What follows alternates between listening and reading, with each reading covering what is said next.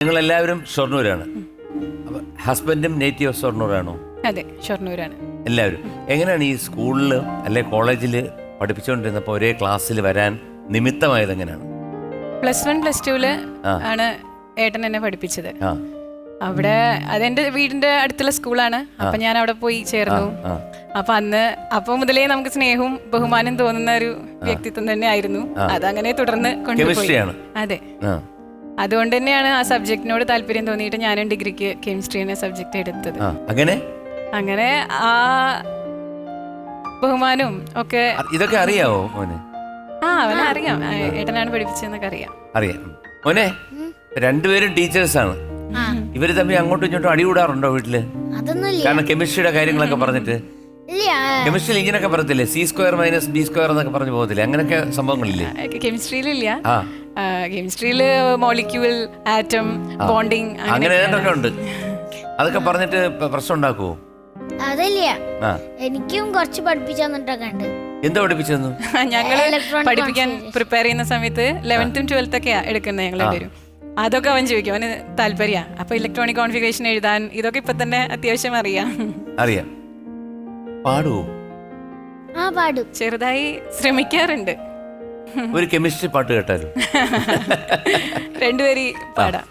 അമ്പലപ്പുഴേ ഉണ്ണിക്കണ്ണനോടു നീ എന്തു പരിഭവം മെല്ലയോതി വന്നുവോ, കൽവിളക്കുകൾ പാതി മിന്നി നിൽക്കവേ എന്തു നൽകുവാൻ എന്നെ കാത്തു നിന്നു നീ, തൃപ്രസാദവും മൗന ചുംബനങ്ങളും പങ്കുവെക്കുവാനോടി വന്നതാണു ഞാൻ, രാഗചന്ദനം നിന്റെ നെറ്റിയിൽ തൊടാൻ ഗോപകന്യയായോടി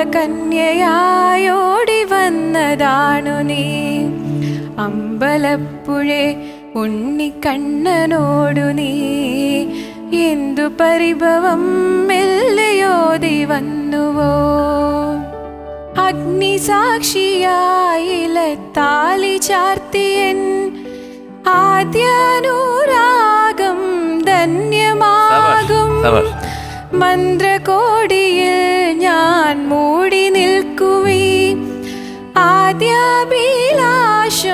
സഫലമാകും, നാലാളറിയെ കൈപിടിക്കും തിരുനാടകശാലയിൽ ചേർന്നു നിൽക്കും, നാലാളറിയെ കൈപിടിക്കും തിരുനാടകശാലയിൽ ചേർന്നു നിൽക്കും, തുളസീദളമായി കരുമലരടികളിൽ വീണമ്പലപ്പുഴേ ഉണ്ണിക്കണ്ണനോടു നീ എന്തു പരിഭവം മെല്ലയോതി വന്നുവോ.